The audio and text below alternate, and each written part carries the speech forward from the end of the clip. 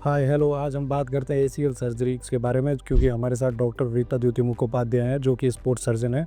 चलिए सर, ये बताइए कि जो एसीएल सर्जरी जो होती हैं, जो आपके पास आती है, मोस्ट ऑफ द टाइम देखा है जो काफ़ी डिलेड आती है, क्यों डिलेड होती है सर? आखिर पेशेंट में ऐसा क्या फियर होता है जो एसीएल सर्जरी ना करवा के उसको बियर किएगा? सो देखो इसके ना एक सिंगल शॉट आंसर नहीं है, रीजंस काफ़ी हैं।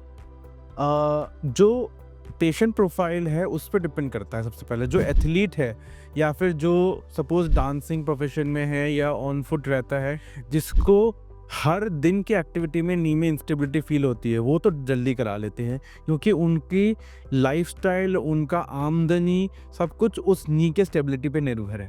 But there is this second lot of patients जो ऑफिस गोअर्स हैं, जाके लैपटॉप पे बैठते हैं, सुबह से लेकर शाम तक लैपटॉप पे बैठे रहते हैं और सिर्फ या तो छुट्टियों में निकलते हैं ट्रैकिंग करने या वीकेंड्स में निकलते हैं क्रिकेट खेलने।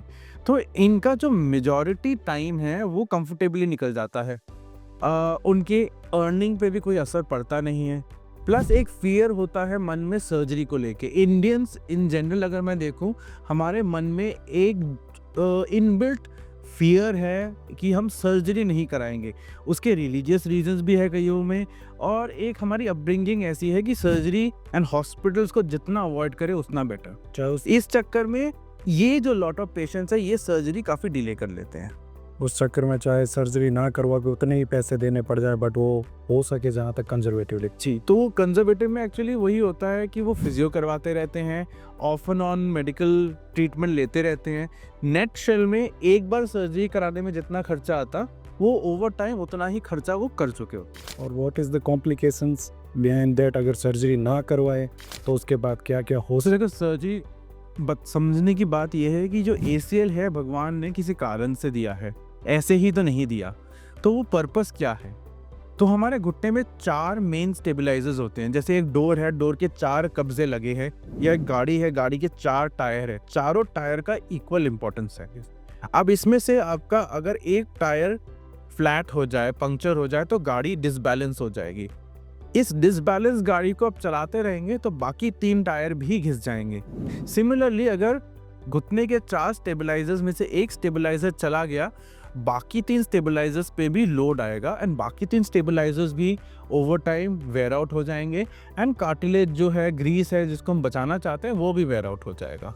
तो इसका मतलब कि अगर एसीएल सर्जरी ना करवाए तो लेटर ऑन जी, डेफिनेटली टीकेआर सर्जरी की उसको complications very in the long run वो हो जाएगा।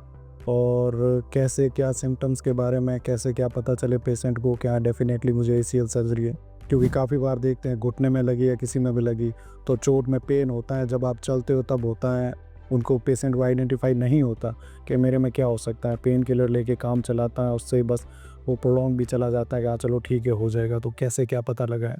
तो देखो बहुत कम पेशेंट्स होते हैं जो स्पेसिफिकली आते हैं कि सर मेरा नी अनस्टेबल हो रहा है। सीढ़ी उतरते टाइम या दौड़ते टाइम, अनइवन सरफेस पे चलते टाइम जिनको लगता है कि घुटना गिव वे कर रहा है या लैक ऑफ कॉन्फिडेंस है।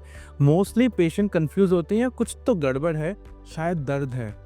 आपको ये समझना है कि किसी भी जॉइंट में, किसी भी बॉडी पार्ट में कोई भी दर्द एक समय तक हम एक्सेप्ट कर सकते हैं, चलो ये ठीक हो जाएगा।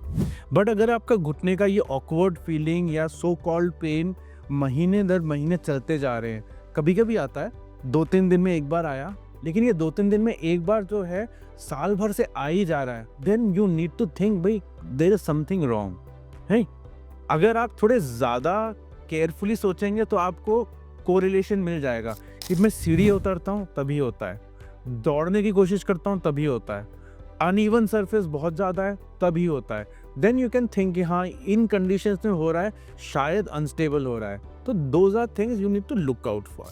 और लोगों को ये भी लगता है कि सर्जरी के बाद बहुत ज़्यादा टाइम लगेगा मुझे रिकवर करने में, जो कि मोस्टली होता है इंडियन हर पेशेंट में कि सर्जरी करवा देंगे काफ़ी टाइम लगेंगे कि रिकवर होने में भी इतने टाइम, जबकि ये बात नहीं है। ये बात नहीं है। एंड जैसे मैंने बताया, जो लॉट ऑफ पेशेंट एथलीट्स हैं उनको तो फ़र्क ही नहीं पड़ता कि 3 महीने या 6 महीने, उनका टारगेट है कि मेरी फुल रिकवरी हो जाए, मैं वापस स्पोर्ट्स में खेलूं। जो अदर लॉट है उनका मेन रहता है कि ऑफिस से छुट्टी लेनी पड़ेगी, मैं ज़्यादा दिन की छुट्टी नहीं ले सकता। तो मैं ऑफिस गोर्स को ये बताऊंगा, सर आपके लिए तो इट इज़ मोर और less a day care surgery. आपका जो काम है वो आपके ब्रेन से और हाथों से है ऑन अ लैपटॉप। आजकल तो पोस्ट कोविड, थैंक गुडनेस या maybe the worse of it, work from home का कल्चर भी चल पड़ा है। तो ऐसे केसेस में तो जिस दिन आपकी सर्जरी हुई है, फ्रैंकली आप सेम इवनिंग लैपटॉप खोल के बैठ सकते हैं। हाँ, डेफिनेटली आपको खुद गाड़ी ड्राइव करना अलाउड नहीं होगा for the next 3 to 4 weeks, but आप कंफर्टेबली गाड़ी के पीछे बैठ के या टैक्सी में, कैब में बैठ के हफ्ते 2 हफ्ते से ऑफिस भी जाके अपना रूटीन काम कर सकते हैं। सो ऑफिस से छुट्टी लेने की ज़रूरत नहीं है, but yes exercises and physiotherapy चलती रहती है। तो आपके अकॉर्डिंग ये एक डे केयर सर्जरी है और एक yes, it is definitely a day care surgery. अगर आपका वर्क फ्रॉम होम है जहाँ पे आपको लैपटॉप पे ही काम करना है, आप सर्जरी कराओ, शाम को लैपटॉप खोलो और बैठ जाओ। Thank you so much sir for thank you. information about this.